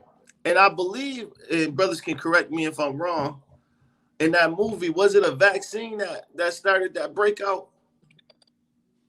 I don't even know. Something caused a breakout, man. Right? And you got them zombies and all types of madness going on. Right? It's showing you, man. That's what America's leading up to. And people got to remember, you ain't gonna be able to call 911, man. Because the people that work for the police force, they gonna be too busy protecting their own family, man. And it's another movie that showed you that. I can't think of the name, but long story short, it was they was damning A Time of Affliction. And a man, people was stealing out of stores. And the dude, he went to go steal, and he seen the police come in the store. He thought the police was going to get him for going to steal. The damn police officer walked right past him and went to the aisle and got his baby some damn baby food, man. Right? So that's the time that we about to approach. Everybody's going to be too worried about holding it down for their own family, man. Nobody's going to be leaning on the government, right? Nobody's going to be, the government's going to turn their back on you, man. For those that want to put their trust in man, right? So this is to continue on. And I will make your cities waste and bring your sanctuaries unto desolation. And I will not smell the savior of your sweet odours, right? And I will bring the land into desolation, and your enemies which dwell therein shall be astonished at it. And they're going to be surprised, man. The way the Lord desolate this land, because America's a virgin and no one's ever touched this place, it's going to take them by surprise, man. It's going to be like nothing before. Verse 33, and I will scatter you among the heathen, and I will draw out a sword after you, right? And we know that Esau, brothers is getting they Glock 40s, and brothers have been getting all kind of guns, man. But them guns ain't gonna be able to protect you, man. Your little 16 clip, they ain't gonna do nothing when Esau come. Esau got what you call it, them waves, shock waves, man. They got technology that'll make you turn on the brother that's helping you protect your family, man. You and the brother that you standing next to will get to start shooting at each other, through technology, man. They got shock waves that'll goddamn blow your goddamn head off, man. Make you lose your hearing and sight, man. So Esau's on a whole nother level when it comes to weapon of war, man. These little goddamn handguns that everybody believe that's gonna protect them, they ain't gonna have nothing on what Esau got. And the Lord gonna work, and the Lord is gonna put the spirit on these madmen to destroy a lot of our people, man. Right? So verse 32, and I will bring the land into desolation, and your enemies, which therein shall be astonished at it. I will scatter you among the heathen, and I will draw out a sword after you, and your land shall be desolate, and your cities waste. Right? So the Lord's getting ready to do what he got to do. And a lot of hearts is about to faint, man. Brother Key, you got it. Salakia. Con, just to touch, I'm gonna touch on exactly what you were just bringing out too, because that was a good point. Brothers can't like buying AKs, Glock 40s, canned foods, and all and things of that matter. It's not gonna save you on that day, right? It's all up to the Lord. So I'm about to bring out this quick precept. It's the book of 2 Maccabees, chapter 8, and verse number 18, and it reads, "For they said he trust in their weapons and boldness," right? So you're gonna have them that trust in their weapons. They're gonna trust in how mighty and how bold they is, but how bold they are in that day. But it's not gonna matter, right? It's really all up to the Lord, right? And it says, "But our confidence is in the Almighty power, who at a beck can cast down both them that come against us and also against all the world," right? And I got another precept too, right? So our confidence is gonna be in the Lord, man. We're not gonna care about how bold we are or a damn Glock 40 in that day, man. We're going to have all our confidence and faith in the Lord, right? And it's the book of 1 Maccabees, chapter 2 and verse 50, and it reads, "Now therefore, my sons, be ye zealous for the law and give your lives for the covenant of your fathers." So like brothers just brought out in Acts about Paul, he's saying, man, I don't give a damn, and I'm ready to be locked up, and I'm ready to be put to death for the name of the Lord. The same thing that was said in Maccabees. We got to be zealous and be ready to give our lives for this law, right? And I wanted to show this real fast, right? Just to show, I ain't gonna read all of them, but this is how some of the apostles died, man. Right? Some of our forefathers, right? It says, "How did Peter die?" Right? And it says, "Simon, also known as Peter, was one of the most prominent disciples of Yahushua HaMashiach," right? And one of the most important leaders, Salakia, one of the most important leaders of the early Christian church, right? But I really wanted this. It says, Peter, Salakia, Peter was crucified, but with a twist. They hung his cross upside down, right? So it says Peter was crucified upside down. Brothers nowadays can't imagine being crucified upside down. Esau kind of tell you, "Hey, I'm about to damn crucify you upside down." You're gonna kind of denounce the Lord. Brothers gonna be like, "Oh, word, I gotta suffer that." No, I'm good. I eat that pork, man. I denounce the name of the Lord, right? He was damn crucified upside down, right? And let me read this because this is kind of fire. It says, according to the church tradition, Peter was killed by the Emperor Nero, right? The same one that Paul was killed by, right? After a great fire of Rome, which he famously blamed Christians for starting. A 2nd century apocryphal text called Acts of Peter was the first account and claimed Peter was crucified upside down, which was allegedly because he didn't consider himself worthy of dying the same death as Yahushua. So Peter kind of said, man, y'all gonna have to crucify me upside down. Y'all not gonna crucify me the same way y'all did my Lord and Savior Yahushua, right? I'm gonna get one more real quick, right? We read about this in Acts 12, right? About James being killed with the sword. But check this out. It says, Salakia. I'm gonna get John. It says John is traditionally Salakia. I'm just gonna get how he died. Bear with me. It says John allegedly went to Ephesus where he wrote his 3 epistles. From here, he was exiled to the land of Patmos for preaching the gospel, where he received the revelation of Hamashiach and wrote the book of Revelation. Eventually, he made it back to Ephesus and died an ordinary death. Salakia, I'm looking for where it say he was boiled. Salakia. It's supposed to say he was boiled before he died. Khan, this is where it's at right here, right? It says a Christian writer from the late 2nd and early 3rd century wrote that before the Romans banished John, they brought him into a Colosseum and dunked him in a vat of boiling oil. When he emerged unharmed, right? Because the Lord was dealing with him, man. He kind of came out of that thing unharmed, just like Meshach, Abednego, right? How they came out of the furnace. He came out of the boiling oil. And it says the entire Colosseum converted to Christianity. This is why iconography shows John in a vat of boiling oil. So, right, our forefathers was killed in all matters of measures that you couldn't even damn imagine, man. Crucified upside down, boiled alive, right? When you go into Mark, it might be on here, but Mark was kind of ripped in pieces, man. So lucky they might not have Mark on here. So lucky, bear with me. Yeah, they kind of ain't got Mark on here, but Mark was ripped in pieces by two horses, man. Yeah, Con, they ain't got Mark on here. They're going off. Con, King.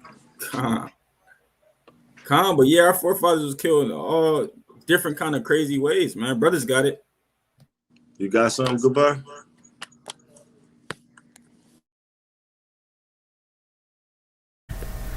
Yo, I ain't gonna lie, I got mad points to go over. Because y'all came out with some good points, especially trusting in the Lord. I wanted to bring this out, but you know, he was going in with that, you know, and then that made me go back to second Ezra's. So I'm gonna deal with trusting in the Lord, because you know we talking about brothers getting guns, brothers like I got Draco, and that just show you, because I see a lot of brothers, you know, they be saying that, man, all praises that you want to protect yourself, but that just shows, you know, some people might say, hey, that don't mean I don't trust God, but in certain cases you gotta drop that mortal man thought, you know what I'm saying, in your mind. All our lives we try to fight. Of course you want to fight, but you ain't fighting a good fight with thus saith the Lord, man. And that's one thing we always forget as a people, man. We stronger when we speak thus saith the Lord. David could not kill a lion and a bear, because after he said, man, thank you Most High. He thanked the Most High for allowing him to do that. Even with the Philistine, he said, yo, the Most High is going to guide me to go kill the Philistine. Because what was it? He was strong and courageous, like Joshua said in chapter 1, verse 7, all the way to 9, man. You got to be strong and courageous in the name of the Most High, because he's the one that orchestrate your might and your strength, right?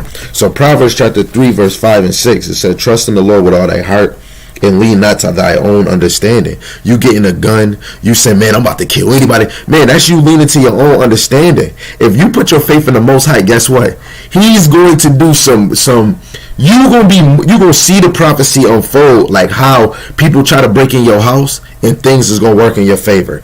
Or it might they come in your house and you ain't got no weapon and you just give yourself up. You might be an example for all the rest of Israel, knowing that you might be killed in the guillotine. You know, some people might, you know, but in that moment you're gonna be one of those prophecies that people gonna like, yo, he died for the name of the Lord, man. He died in the name of the Lord. Some people you ain't gonna have, but if you want to shoot, you gonna be one of the people, oh man, I'm not about to. Some people gotta know and analyze, if you getting all these weapons, you not the type to lay yourself down as a living sacrifice. You're not trying to be an example to say, you know what, I will die for this word. Guess what? I'm going to kill somebody before I die. F that.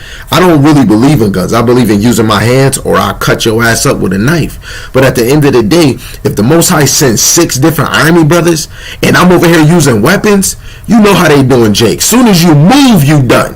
But then you want to go out in a shootout and you got kids, you got a wife in your damn house, and then your wife and your kids get killed. You already lost that your wife and your kids getting shot, and now you about to, they cuff you up and you in the guillotine. It was better that you just gave yourself up so you don't have people shooting in your house and your children get shot. Your wife gets shot, man. They gonna stay. That's a still form of laying yourself down like a living sacrifice, because she been with you and she know what you about to get yourself into, right? So John chapter 16 verse 33, right? It says, these things have I spoken unto you, that in me ye might have peace. In the world ye shall have tribulations, but be of good cheer. I have overcome the world. So we gonna have Jacob trouble is a great tribulation, man. But you want to overcome it. That's why you go to the wisdom of Solomon. You want to endure to the end, man. This is not something that you just endure a time when you want to. You want to endure to the damn end. This whole time, was you enduring without shooting anybody? Was you enduring without going on a school massacre and killing people? You have to endure, man, right? Ephesians, right?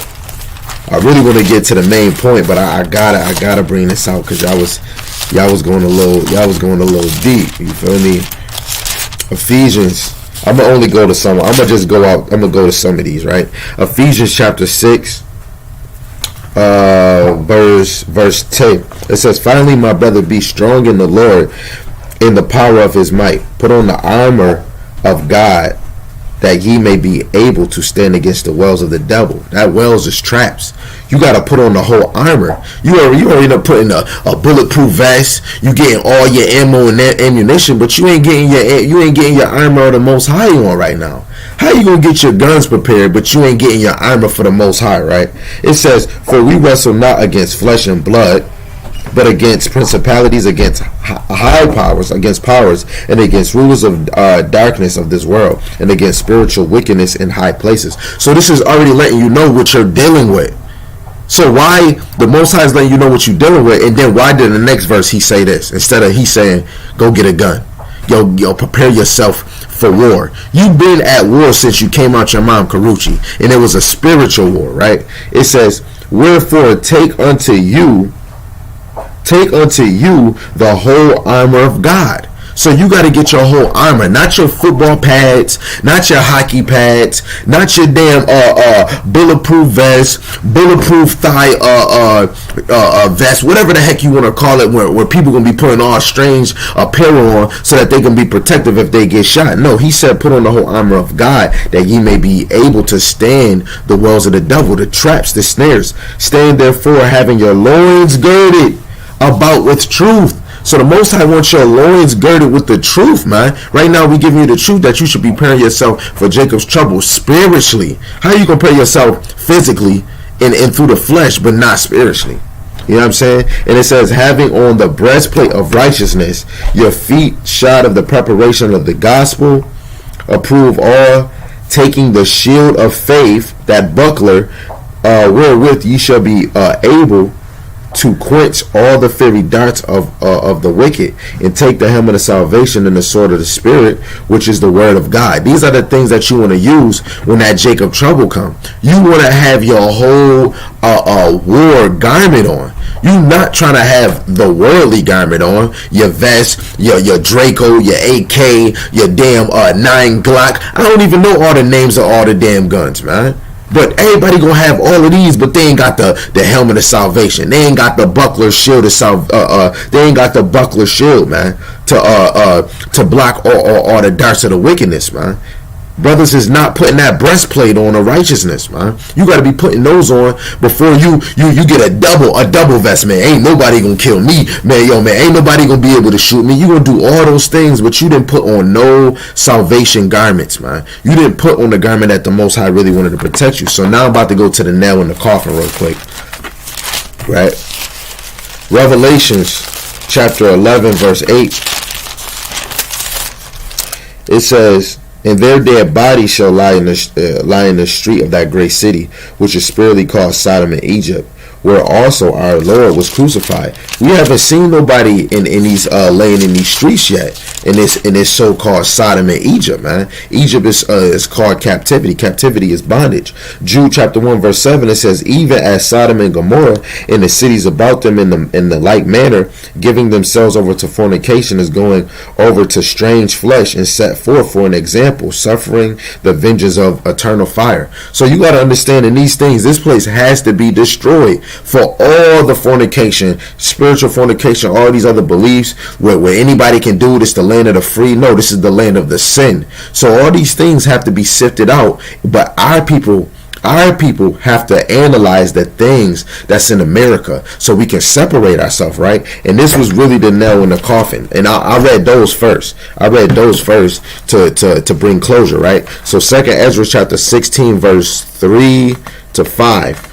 It says, a sword is sent upon you, and who may turn it back? So who the hell was going to have the power to turn the war? Or who's gonna be able to turn that the devastation that's gonna happen upon Israel? What's gonna happen upon this world? It says, a fire is set among you, who may quench it? Who's going to quench it? Then Yahweh Shai say he come with fire if it's already not kindled. So Yahweh Shai gonna come with a fire, even though it's gonna already be a fire that's havoc on this earth, man. He's gonna come with another fire. You know what I'm saying? But who's going to quench that fire that's put on the earth? Only Yahweh Ba'Shem Mashiach Yahweh Shai. Plagues are sent sent unto you, and what is he that may drive them away? Not one man is going to be able to drive these things away, man. Right? In verse 7 to 9, it says, may one turn again the arrow that is shot of a strong archer. What archer is that? You know, they got some nukes that you can put them in the joint and they shoot out. The archer is the weapon that let loose those missiles, man. What do a missile look like? It looked like an arrow.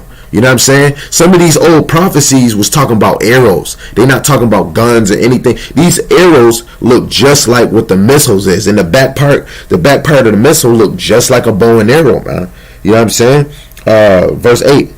It says, the mighty Lord sendeth the plagues, and who is he that can drive them away? The Most High is sending these things. The Most High is making nation against nation, kings against kingdom against kingdom. So this is why we want to submit and be like, yo, God is doing this. It just said the Lord sent these plagues, man. He's the one that's going to make the war come, because he's putting the spirit in these men to say war. Yo, you know what? Russia and China, let's come together. You know what? Let's go throw bombs at America. You know what? The Most High put a spirit on these damn Somalians or ISIS to go against Israel. The Most High was doing that to put that in their mind to get ready, man. You know what I'm saying? Salaki, verse 9, a fire shall go forth from his wrath, and who is he that may quench it?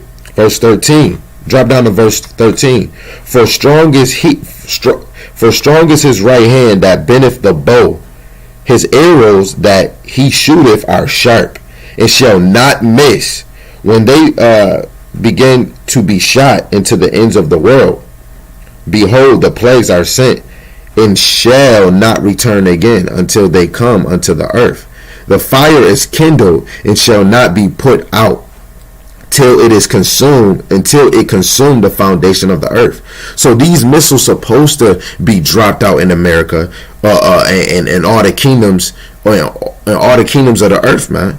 You know what I'm saying? And it's not going to be nobody that is going to stop it or turn these missiles away from the devastation that's going to happen. This is my last two verses. No, I'm gonna read till 18. It says, like as an arrow which is shot by the mighty archer returneth not backwards, even so the plagues that shall be sent upon the earth shall not return again. Woe is me, woe is me. Who will deliver me in those days, man? Destruction in me, man. Who's going to deliver us in these days? Guess what? Thus saith the Lord is going to deliver you, because now we got a chance for brothers to actually speak with thus saith the Lord. And this is preparation. We're teaching you preparation. Now you know about prophecies coming. What are you doing? What are you willing to do to preparate for this day to come? Are you going to be prepared spiritually before all? You don't want to have all your guns and you ain't got your spiritual guns ready, man, right? This is my last one. Verse 18. The beginning of sorrows and great mournings. The beginning of famine and great death.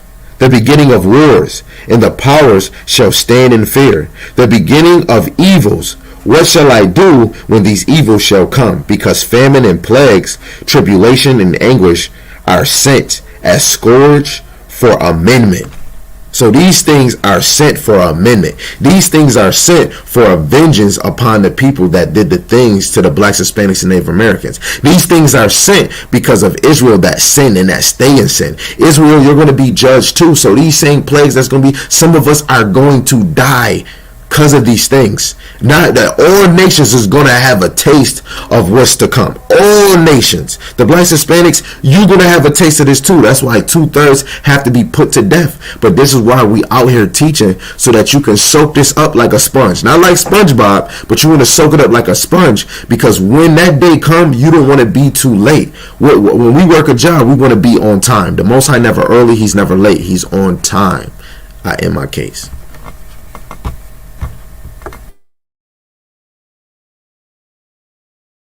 You can't hear me, Dad.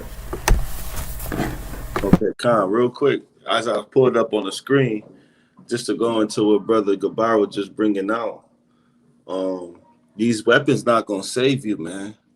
Right? And as we see in end times headlines, this app here, it says, you know, these Christians is a trip, man. It says, group wants to train in Christians Group wants to train Group wants to train Christians in hand-to-hand combat.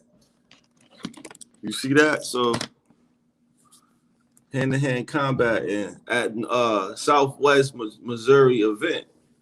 So I don't know why, but it won't let me go into the article with the share screen. But as we see, we was just speaking on that, man. These people, they put their trust in these guns, and they believe that, you know, that firearm is going to save them in the time of trouble, man.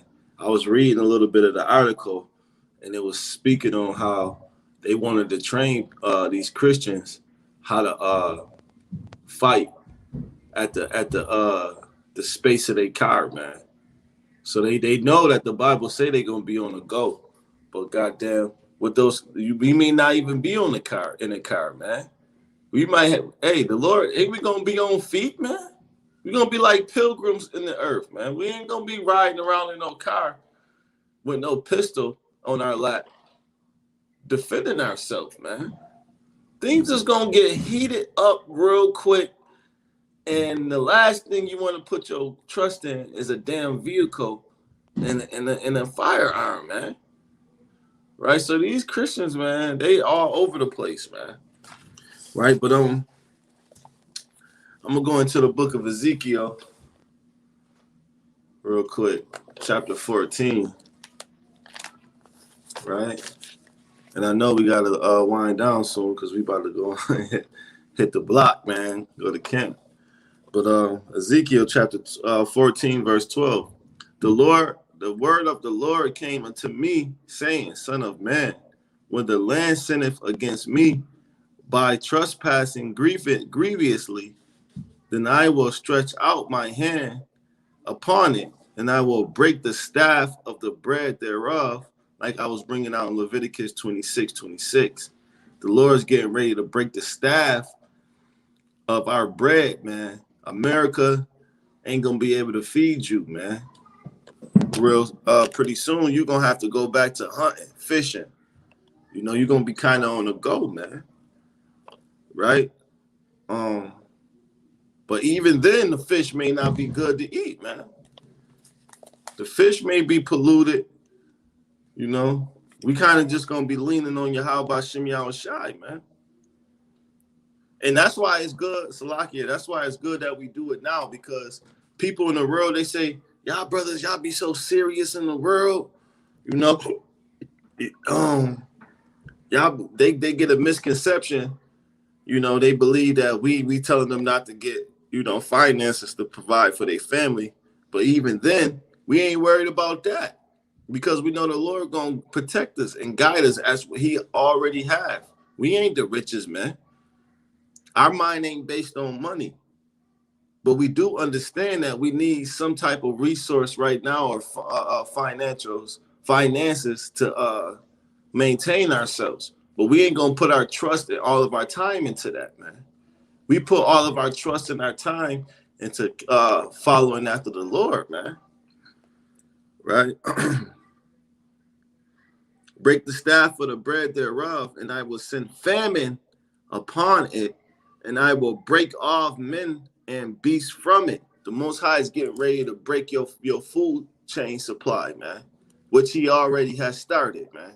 Slowly but surely, your stores are decaying from bringing in, you know, your food. And I was watching a video. I wish I could pull it up. There was a truck driver, or Esau. You know, these truck drivers, sometimes they deliver pallets to these stores, these private corporations. They buy the food and they sell it to these stores.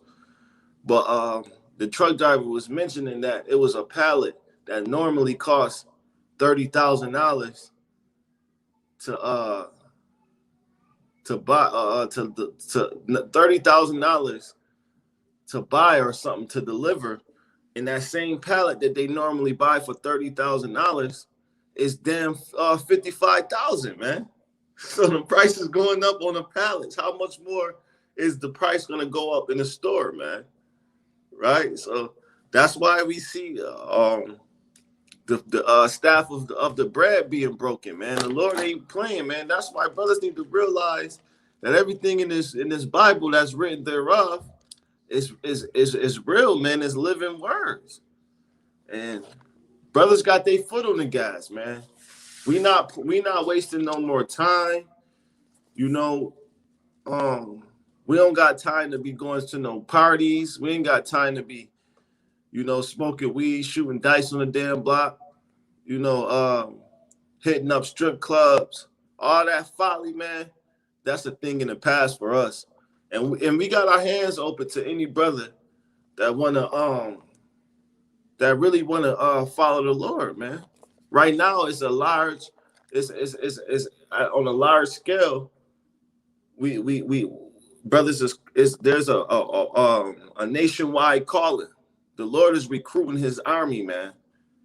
So as of now, brothers still got chances to come in and humble themselves down, man. But sooner or later, the Lord is gonna close the doors, the breaches of the doors thereof.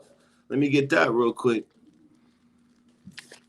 So time is running out, man. The Lord's getting ready to close that door, man. And that's why we see all of these things happening. The Lord's getting ready to seal his elect men and put his foot down. This is book of Amos. Let me get that. Chapter, I believe it's 9 and 11. Salakia. The book of Amos, chapter 9, verse 11, yeah. And it reads, "In that day I will rise up the tabernacles of David, which will be the men that you see today that's waking up and pushing the true gospel that have fallen," because we all have fallen. We all are returning to the Lord from sin, "and close up the breaches thereof." The Lord is getting ready to close up the breaches. So if you feel that you are a man in the Lord, you need to get on this side now, because the scriptures say that in that day I will rise up the tabernacles of David, what brothers see happening before that. I was kicking it with my cousin the other day. He like, dude, everywhere I go, man, I've been traveling. I be seeing y'all brothers with these damn fringes on all around America. Because the Lord has rised up his army, and he getting ready to close the breaches of he getting ready to close up the breaches thereof, right? "And I will rise up his ruins, and I will build it as in the days of old." So the Lord is getting ready to put us back in our proper mind state, man, and give us back our holy land, man. So if brothers, like I said, this is me stretching my hand out. If you in our area, Buffalo, Niagara Falls, Rochester area, and you know that time is short and that you're supposed to be on this side serving the Lord, you need to reach out to one of us, these brothers on this podcast, man. Right? So with that, I'm gonna yield. I got some precepts. I ain't gonna lie. I can't let them go. You know what I'm saying? 1, 2, 3, 4, 5, 6. I got like 6 precepts straight down. Second Ezra, chapter 13, 14, 15, 16. You gotta go read. Yo. Apply yourself. We got about like 10 minutes, you know. Yeah, cool. Well, 10 minutes is thus saith the Lord. You feel me? So ain't nothing wrong with it. You know what I'm saying? Second Ezra chapter 16 verse 22, it says, "For many of them that dwell upon the earth shall perish of famine, and others that escape the hunger shall the sword destroy." So this is why we want to be hungry for the Lord, man, because some of us might perish from that famine, man. Some of us might perish from that famine of the word or famine of food, man. And the people that escape that hunger, some of them is going to die and be destroyed by the sword, man. And it says, "And the dead shall cast out as dung, and there shall be no man to comfort them. For the earth shall be wasted, and the city shall be cast down." So wasted would be just like when you seen Resident Evil. It was no life. It was everything is dead. Everything is everybody is trying to go into a broke down car just to see if the radio work, man. People is trying to look at certain things that they can use to either use for shelter, use something as a weapon. You know what I'm saying? Everything is going to be wasted. Verse 24, it says, "There shall be no man left to till the earth, to sow it, man. Ain't nobody gonna be able to till this damn America, man. Even a lot of people in other places are gonna be scared of the things that's gonna happen to America, man. America is gonna be an example. Or like I'm telling, like if America is getting hit with all these things and the whole place is desolate, imagine where all these other people going, man. They gonna be scared. Ain't nobody gonna be trying to say, hey, let's go back and rule the world. People are gonna be shook and scared of the things that's going to come, that's gonna hit the earth. Just like the COVID, man. Everybody and their mama either wearing a mask. Seen a woman in Congress, I guess she got flowers or a reward. She kissed her husband through the mask. She didn't take it off. They just kissed each other with the mask, man. Yo, man, this shit, this damn prick, this little thing, man, it changed the perspective of how you want to be, man. Because if you go to a job, they want to say, hey, you need to get this. Like brothers did, man, got comfortable for a good week. Oh, man, my job, man, I love my job. Boom, and then out of nowhere, what they do? Hey, yo, when do you want to schedule for you to get a prick? You see what I'm saying? They have you working for these weeks, and out of nowhere they want to hit you. This is why some brothers, I don't know if me, some of us might be afraid. Some of us might be like, man, I'm not about to work for no damn Esau. You work for like 2 days or a week. Next thing you know, they gonna say, hey, you want to take the break? Man, America is getting ready for something crazy, man. And this is why you want to use the scriptures to know something crazy is coming. If COVID wasn't crazy enough for you, I don't know what to tell you, right? So, verse 25, it says, the tree shall give fruit, and who shall gather them? The grapes shall ripen, and who shall tread them? For all places shall be desolate of men. So all places are going to be desolate of men. People are going to be looking for somebody, right? Look what the next verse say. It says, so that one man shall desire to see another and to hear his voice. Man, there's going to be days that people are going to desire to be like, man, where a girl at? Where a man at? You know what I'm saying? Right now, this is a time where we want to come together. Because a lot of Hebrews that want to, we ain't got to congregate. We ain't got to come together. There's going to be days where you ain't going to be able to see a man. You're going to wish you see a Hebrew Israelite. You know what I'm saying? In those times. Verse 28, it says, for of a city there shall be 10 left, and 2 of the field, in which shall hide themselves in the thick groves and in the clefts of the rocks. But I don't want to keep going on that. But like I said, 2nd Ezra chapter 13, 14, 15, 16, you can get the whole conclusion and then build yourself up with many precepts. There's many precepts to go to in this book. But for us doing this right now is basically to edify you so that when future things come, you want to already have it in the bag that you know is coming. So you want to prepare spiritually. If you going on a trip in like 2 weeks, don't you prepare your flight, you prepare your hotel, you prepare the clothes you're going to get. You might get some new outfits, some new Jordans. So the same way that you prepare for that vacation, to go to the Bahamas, to go to Cancun, to go to Hawaii, you prepare for that. So what we trying to do is trying to teach you of the things that's going to come. That's why you want to prepare now. Stop smoking weed.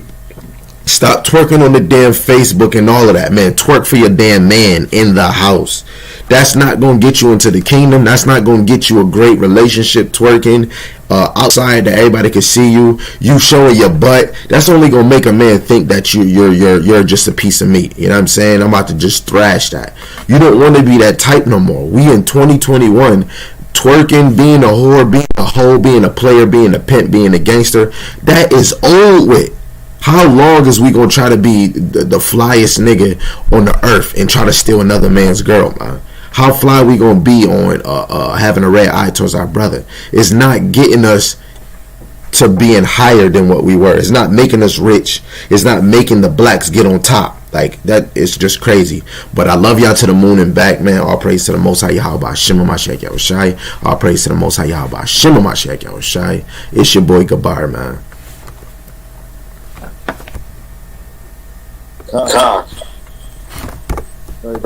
Beautiful way to end it off. You got something, Key? I got a quick precept. Let me see something real quick. I might just show one more thing real quick.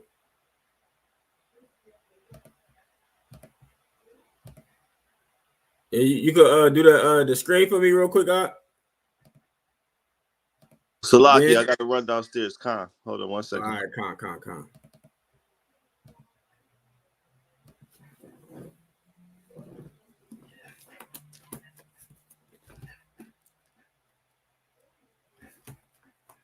I might just bring out this precept real quick, right? This the going back into Jacob's trouble, right?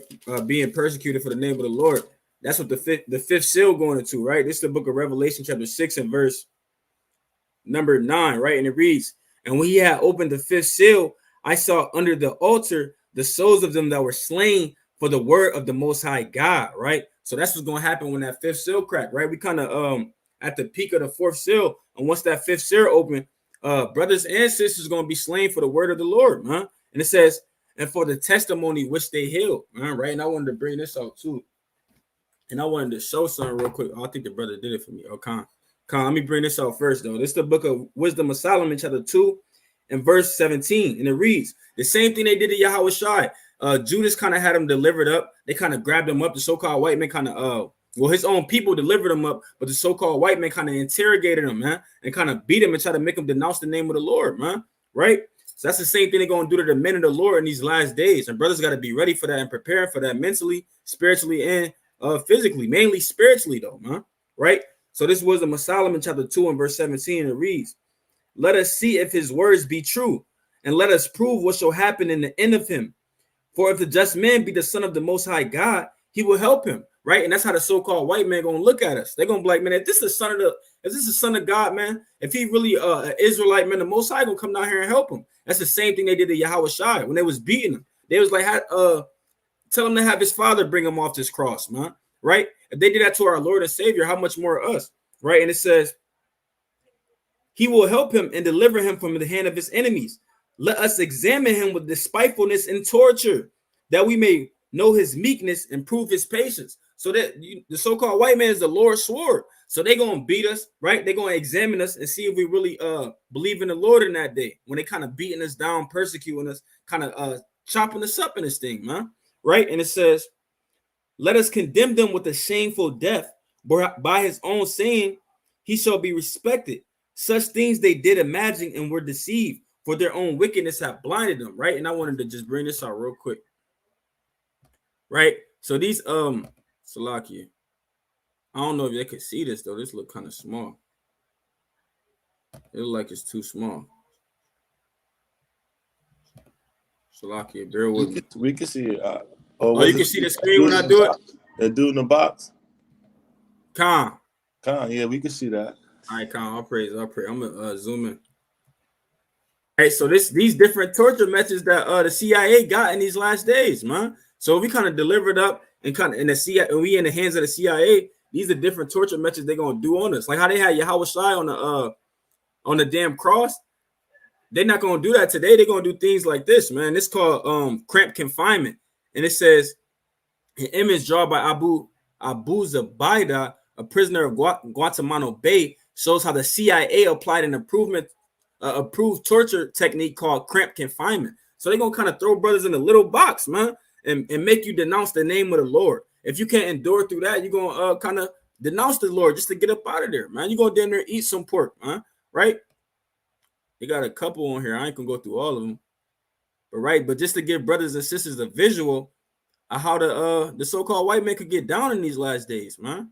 Right? This is called waterboarding, man. They kind of throw the towel over your face, kind of bind you up and start suffocating you with the water, man. Denounce the name of the Lord, man. Say Yahweh isn't your God, man, right? Eat this pork, man. It says in this drawing, the prisoner portrays himself as nude on the waterboard, immobilized as water pours down on his hooded head, his right foot contorted in pain. You see that? I ain't even gonna read all of it, but just look at the different torture methods they got for us in these last days, man. Right? It's crazy, man. Short shacking. Right? So brothers gonna have to kind of endure this thing, man. Right? This ain't gonna be an easy ride, man. When we think of Jacob's trouble, we just think, oh, the Lord gonna feed us, the Lord gonna make sure we drink. But man, what if it's your lot to be a martyr in this thing, man? You're gonna have to kind of go through some things, man. Right? The brothers got it. Yeah, the Lord's getting ready. I mean, yeah, the Lord's getting ready to put the hammer down on us, man. And so with that, if brothers don't got nothing else, we might as well get ready to hit the block. I know I'm fit to hit Buffalo now. Brother Gadget bit to pull up in a second. But yeah, that's it, man.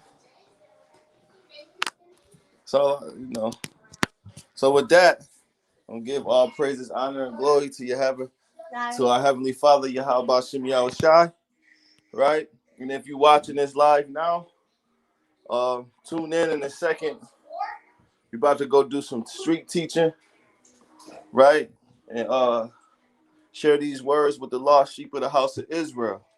So with that, Shalom. Khan, shalom.